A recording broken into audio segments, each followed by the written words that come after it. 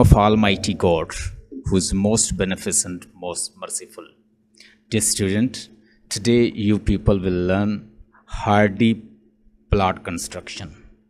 And the second assignment will discuss Eliot use of the psychoanalysis in her novel. To what extent George Eliot infused psychological element in the mind of her character. Mostly her characters show the psychoanalysis. So we'll analyze to what extent she used element of psychoanalysis in her novel Adam Beat. And the third assignment is Charles Dickens as a social reformer. As you know, we already discussed about A Tale of the Two Cities by Charles Dickens. So let's start from Hardy's plot construction.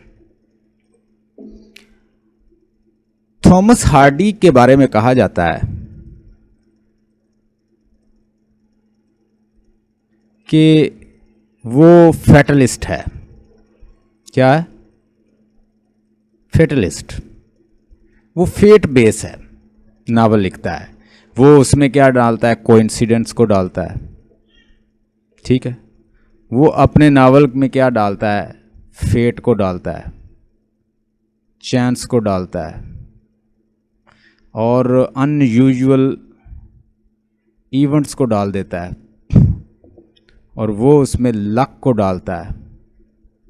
वो ये मानता है, Thomas Hardy का ये यकीन है, उसके हमें नावल से पता चलता है कि ये सारे चीज़ें जो हैं, फेट है, लक है, चांस है, कोइंसिडेंस है, ठीक है, ये इंसान के साथ एक वर में है. सो देयर इज़, यानी ये दस्तों गिरेबां है इंसान के साथ, यानी ह्यूमन बीइंग जो है वो इन सारी चीज़ों के साथ दस्तों गिरेबां है, fighting with all these elements. Therefore people call him fatalist. लेकिन वो कहता है कि मैं फैटलिस्ट नहीं हूँ, वो इस टैग को पसंद नहीं करता, कहता है मैं मिलोरिस्ट हूँ. क्या हूँ? आपने जो टेस्ट दिया था, माशाल्लाह आपने अच्छा वर्क किया हुआ था. All you people have done well. जिन लोगों ने भी काम किया, अच्छा वर्क किया हुआ था, आई अप्रिशिएट. तो वो ये कहता है कि मैं मिलोरिस्ट हूँ. मुझे एटलीस्ट मुझे यकीन होता है कि I am a good teacher and I am working, I am doing productive work.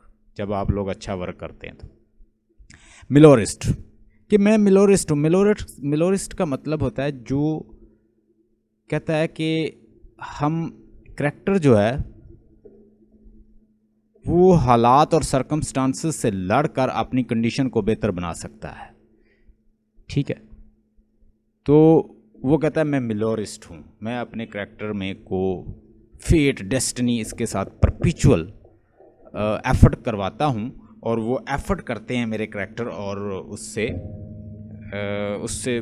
मतलब they come up with new knowledge by fighting with evils, by fighting with the fate and destiny and your coincidence and like these elements. तो इन सारे elements के साथ उसका जो character है वो लड़ता नजर आता है. हार्डी का जो प्लॉट है वो उसके अंदर क्या होता है? उसके अंदर हम देखते हैं दे ग्रो एलिमेंट्री पैशंस. कैज़मैन ने इसके बारे में कहा है,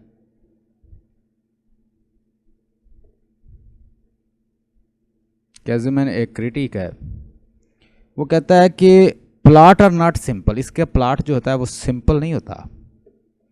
प्लॉट्स आर नॉट सिंपल. ठीक है. They grow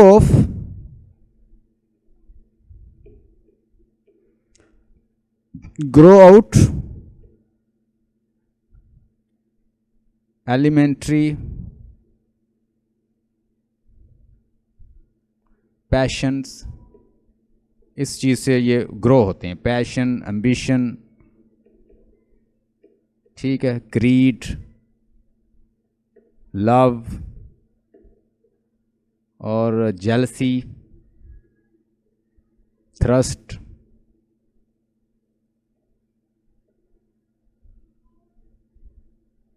and move psychologically, and these elements move psychologically। तो ये सारे साइकोलॉजिकली ये सारी चीज़ें साथ साथ चलती हैं इसके करैक्टर के अंदर, इसके मतलब प्लॉट के अंदर। यानी वो सिंपल प्लॉट नहीं होता कि सीधा ही सिंपल ही हो, एक वो अपने प्लॉट के अंदर ये चीज़ शामिल करता है। उसके जितने भी नावल लिख लें, जितने भी नावल देख दे, रिटर्न ऑफ द नेटिव है, और उसके अलावा हमारे पास ये टेस्ट ऑफ द डियर बेविल है, मैडिंग क्राउड है। तो इस तरह के जितने भी इसके नावल है, एक तो उसकी 3 डिमेंशंस होती हैं, मतलब उसके अंदर 3 कैरेक्टर होते हैं। अगर देखा जाए टेस में देखा जाए तो एक टेस है, फीमेल है, उसको 2 उसके चाहने वाले हैं। यानी या 2 लड़कियाँ एक लड़के को चाह रही होती हैं, या 2 बॉय एक लड़की को, या इसके बाद 2 लड़कियां एक लड़के को। मतलब ट्राइएंगल बनाता है, वो ट्राइएंगुलर रिलेशन शो करता है। यहाँ पे देखें, टेस एक लड़की है, गर्ल है, और उस गर्ल को कितने लड़के चाहते हैं? एक एलिक है और एक क्या है? एंजल है, एंजल क्लेयर है। तो अब ये भी एक ट्राइएंगल बन गया। दूसरा वो ट्राइएंगल, अगर आप उसका नावल देखें, return of the native, return of the native में हम देखते हैं कि जो क्लाइम यू ब्राइट है, एक क्लाइम है, एक होता है विल्डीव, ठीक है, और ये होती है यूस्टेशिया वाई। यूस्टेशिया वाई जो है ये ईडन हीथ में आई है, और हीथ के इलाके को, ये वहाँ पे इसकी शादी हुई है ईडन हीथ में, और ये ख्वाब देखती है कि वो पेरिस चली जाएगी क्लाइम यू ब्राइट के साथ। ये क्लाइम पहले जॉब करता था पेरिस में, बड़ा खूबसूरत इलाका है, तो कहती पेरिस जाएगी। तो पेरिस के लिए जो है यूस्टेशिया शादी कर लेती है क्लाइम से।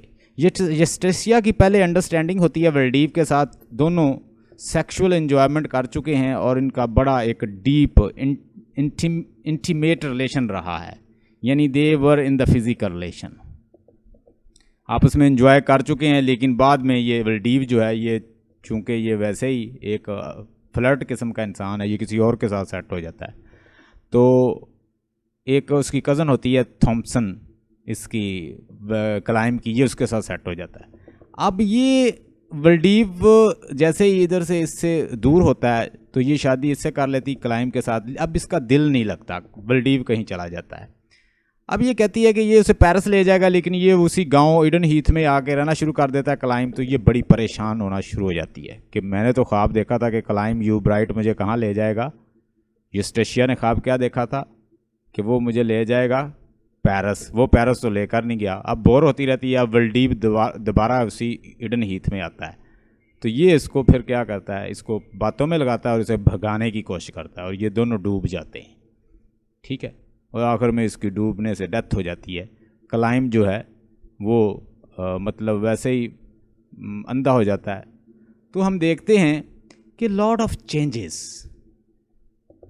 करैक्टर जो है वो दौड़ने की कोशिश करता है, फेट से लड़ने की कोशिश करता है, बोर लाइफ दिखाता है, और नेचर को दिखाता है। ईडन हीथ एक नेचर है ना, हीथ, तो वहाँ उसमें देखा है कि नेचर जो है वो क्या है, बड़ी क्रूअल है, जालिम है। जो भी यहाँ ईडन हीथ में आता है, या तो वो मारा जाता है, या वो बुरी तरह इंतकाम ले रही है ईडन हीथ। तो ये ट्राइएंगुलर रिलेशन दिखाता है। ये भी आप डिस्कस करेंगे कि एक तो ये ट्राइएंगुलर रिलेशन दिखाता है, या 2 लड़कियाँ गर्ल्स हैं तो एक बॉय है, या 2 जो हैं 2 बॉय हैं तो एक लड़की है। तो इस तरह ट्राइएंगल जो है वो पूरी करता है, वो अपने प्लॉट में ज़रूर शामिल करता है। इसके अलावा इसके नावल के अंदर हम देखते हैं कि ये शो करता है नावल इनटू ग्रुप्स। इसके नावल जो हैं वो ग्रुप्स में हम बांट सकते हैं। इसके ग्रुप के नावल जो हैं वो कहता है कि इंजेन्युटी एंड एक्सपेरिमेंट। जो इसने पहले नावल लिखे हैं उनकी कोई और उनके मेथड हैं, उनका फॉर्मेशन उनकी कुछ और है। द रोमांसेस एंड फैंटेसी, यानी इसके नावल के अंदर ये चीज़ें होती हैं, रोमांसेस एंड फैंटेसी, ये शामिल करता है। आप देखें इसके नावल में कैसे रोमांस और कैसे वो नेचर को दिखाते हैं। आप अगर इसकी वीडियो देखें तो आप देखें कितनी ब्यूटी दिखाई जाती है, बड़ा नक्शा खींचता है अपनी इमेजिनेशन के साथ।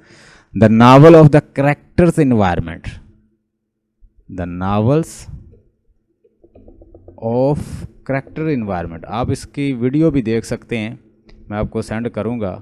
इनकी मतलब मूवीज़ भी मिल जाती हैं। करेक्टर्स इन्वायरमेंट,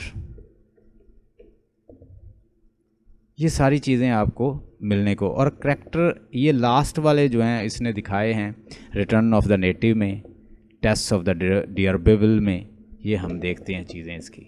उनका इन्वायरमेंट पूरा दिखाया जाता है, पीछे उसकी नेचर दिखाई जाती है, ब्यूटी दिखाई जाती है, ग्रीनरी दिखाई जाती है, किस तरह के करेक्टर थे, उसका बैकग्राउंड, उसके पीछे क्या चल रहा था, वो सारी चीज़ें दिखाता है। So let's see some points, फिर उसके बाद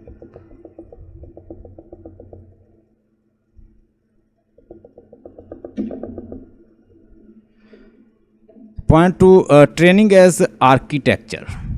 Casman, division of novels, implausible murder scenes, importance surrender to the Alex and pessimism, triangular relationship based on every plot. पहली बात तो यह है कि ट्रेनिंग एज आर्किटेक्चर, इसके जो करैक्टर हैं वो क्या हैं, वो इस तरह बिल्ड करता है कि वो मेयर सिंपल नहीं होते। जैसे कैज़मन ने कहा कि उनके अंदर पैशन होता है, फीलिंग होती है, ग्रीडी होता है, ग्रीडीनेस पाई जाएगी, ठीक है। उनके अंदर उनका एक चार्मिंग स्टाइल होता है, एम्बिशियस होते हैं, एम्बिशन होता है उसके अंदर करैक्टर जो हैं, और फिर बड़े स्टेडफास्ट होते हैं करैक्टर। और ये सारी उसके प्लाट को क्या करता है, खुद उसको एक डायरेक्शन देते हैं। मेयर सिंपल नहीं प्लाट, जैसे मतलब कि उसके अंदर कोई पेरिपेटिया या इस तरह, लेकिन इसके अंदर पाया जाता है कि रिवर्सल ऑफ द सिचुएशन भी आती है, ठीक है। और करैक्टर जो है वो लर्न भी करता है, सिचुएशन बदलती भी है और न्यू नॉलेज भी उसको आता है। देखें हमारा जो टेस, जो हमारी फीमेल करैक्टर है, हमने देखा कि टेस बड़ी सिंपल थी। टेस को ऊंच नीच का नहीं पता था। टेस को इवन के उसने जब उसको वो गार्डन में लेके जाता है और उसको बहकाने की कोशिश करता है, नहीं पता क्या चल रहा है उसके साथ। और जब वो घोड़े के ऊपर उसके साथ सफ़र कर रही है, उसको पता है कि शी कैन बी रेप्ड, लेकिन वो इस चीज़ को भी नहीं समझ पाती ओवरऑल। तो बड़ी सिंपल होती है, और हम देखते हैं कि वो करैक्टर जो है वो लर्न कर जाता है बाद में। उसे पता चल जाता है कि ये जो मेल होते हैं ये बड़े ख़तरनाक होते हैं, और एक मेच्योर्ड मेल जो है वो किस तरह एक फ़ीमेल को, यंग फीमेल को कैसे सेड्यूस कर लेता है। She learns new knowledge, she has learned about male dominant society. अपने आईब्रो जो है वो काट लेती है, क्योंकि वो ज़्यादा खूबसूरत ना लगे, लोग जो हैं उससे दूर रहें। उसने मेल के साथ काम करना है तो वो किस तरह से अपनी ब्यूटी, लोगों को ब्यूटी कॉन्शियस ना बनाए, अपनी तरफ कॉन्शियस ना करे, उसकी ब्यूटी जो है अट्रैक्ट ना करे उनको, तो अपने आईब्रो काट लेती है, अपनी सूरत बिगाड़ लेती है। तो ये सारी चीज़ें हमने देखी उसके अंदर। कैज़मन का जो कोट है वो मैंने आपके सामने लिखा कि उसके करैक्टर, उसका जो प्लाट होता है उसके अंदर पैशन होता है, फीलिंग होते हैं, इमोशन होते हैं, ठीक है। उसके अंदर एक एम्बिशन होता है, ग्रीड होता है, लव होता है, जेलसी होती है, थ्रस्ट होता है, फॉर नॉलेज होता है। और ये सारी चीज़ें जो हैं उसको मूव करते हैं, साइकोलॉजिकली साथ साथ मूव करते हैं उसके प्लाट के। डिवीज़न ऑफ नावल, ये मैंने आपको बताया कि उस 3 तरह से उसके 1 2 3 जो लेवल्स हैं उसके नावल्स के, फर्स्ट और सेकंड और थर्ड लेवल पे जो उसने नावल लिखे हैं उसमें वो करैक्टर का क्या दिखाता है, करैक्टर्स का बैकग्राउंड भी दिखाता है कि करैक्टर जो है उनके बैकग्राउंड में क्या, नेचर कैसी है, वर्क, बैकग्राउंड, और जो अपनी इमेजिनेशन से उसने खींचा है, ये उसकी इमेजिनेशन से है। आगे जी, इम्प्लाजिबल मर्डर सीन। बाज़ क्रिटिक कहते हैं ये जो मर्डर सीन इसने शामिल किया है हार्डी ने, ये बड़ा इम्प्लाजिबल है। अब वो मर्डर कैसे करती है कि पहले हम देखते हैं, एंजल जो है वो छोड़कर चला गया है ब्राज़ील, ठीक है, ब्राज़ील चला गया। हमारी जो प्रोटैगनिस्ट है वो सफ़र करती है, वो डेयरी फार्म से एक डेयरी फार्म दूसरे डेयरी फार्म, हालात ख़राब हो जाते हैं, घर से बेदखल हो जाते हैं और हालात, वालिद की डेथ हो गई है, घर से बेदखल होगी, पैसे की ज़रूरत है। हम देखते हैं कि प्रोटैगनिस्ट जो है वो वापस आ रही है काम से, तो उसे रास्ते में मिलता है, किसका, कौन मिलता है? एलिक मिलता है। एलिक का मिलना भी एक फिर कोइंसिडेंस है, और फिर एलिक के पास जाना एक ऐसी फीमेल का जिसको वो पहले रेप कर चुका है। फ्रेलिटी शो करता है करैक्टर की। फ्रेलिटी का मतलब वीकनेस। करैक्टर वीक है कि करैक्टर डिसाइड नहीं कर पा रहा कि एलिक जो कि एक पहले ही एक स्नेक है जो उसे डस चुका है, जो उसका रेप कर चुका है, वो फिर उसके साथ जा रही है। बड़ा इनअप्रोप्रिएट सा लगता है कि टेस फिर एलिक के पास जा रही है उसकी मिस्ट्रेस बनने के लिए। मिस्ट्रेस बन रही है, या तो उससे शादी करती, उसकी क्या बन रही है? Mistress. She is just a sex slave for him, उसके लिए सेक्स स्लेव बन के फिर जा रही है। तो क्यों उसने एक्सेप्ट कर लिया एकदम इस चीज़ को? बड़ा इम्प्लाजिबल सा लगता है। लेकिन एक और इम्प्लाजिबल हम देखते हैं कि ऐसे जैसे एकदम करैक्टर जो है डिसाइड करता है कि उसे एलिक को मार देना चाहिए। अब जैसे ही एंजल वापस आता है, एंजल को यक वक्त रियलाइज़ होता है कि उसने बहुत जुल्म किया है टेस के साथ, और वो वापस जाएगा और वो उससे सॉरी करेगा और उसको वापस लाएगा, वो उसकी वाइफ है। अब उसने डिसाइड किया है कि उससे अच्छा नहीं किया टेस के साथ, तो वो टेस को जाके मनाएगा और वो वापस आता है एंजल क्लेयर। अब एंजल क्लेयर जैसे ही वापस आता है, हम देखते हैं कि वो उसका एटीट्यूड बदल जाता है। वो अब एलिक को ये कह रही है कि एलिक ने उसे धोखा दिया। एलिक ने तो पहले भी उसे धोखा दिया था, उसका रेप नहीं किया था। अब ये यकवत फैसला करती है कि वो एलिक को मार देगी, और जिससे वो सब्जी वगैरह काटते हैं उसी कटलरी से ये मर्डर कर देती है एलिक का। और ये जो माजरा सभी एक उनकी नेबर होती है वो देख रही होती है, वो पुलिस को बता देती है। अब ये इसका मर्डर करना, वो कहते हैं एक अजाफी सा सीन है, इनअप्रोप्रिएट सीन है, इसको आप डिस्कस कर सकते हैं। वो कहते हैं कि ये इनअप्रोप्रिएट है, ये उसे कैटास्ट्रॉफी की तरफ लेके जाना चाहता था राइटर, तो उसने ये ऐड किया, ऐसे लगता है कि अजाफी सा, पर कोई मुनासिब नहीं लगता। इनप्रोबेबल कहते हैं कि improbable surrender to the Alec, permissible. अब यहाँ पे भी करैक्टर को फ्रेल शो किया है, कमज़ोर, फ्रेलिटी शो करता है, फ्रेलिटी ऑफ द टेस, कि टेस ने क्या किया, एलिक के आगे ही कर दिया, surrendered in front of Alec. क्यों भाई? एलिक जो उसको पहले रेप कर चुका है, एलिक के सामने उसने रेप क्यों, उसने उसके सामने क्यों सरेंडर किया, जबकि बहुत सारी दुनिया थी वहां पे, कोई एक एलिक तो नहीं था। तो कहते हैं ये भी इनप्रोबेबल लगता है। It is not necessary that one female, जो किसी सूरत भी उस शख्स पे दोबारा ट्रस्ट नहीं कर सकती अगर वो थोड़ा सा भी सेंस रखती है, जिसने उसका रेप किया हो, जिसकी वजह से वो डिस्ट्रॉयड हो गया हो, उसका फ्यूचर मिसयूज किया हो,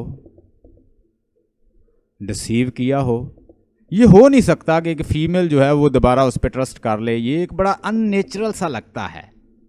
तो ये भी हार्डी ने, आप उसमें अपनी राय दे सकते हैं, मुझे भी लगता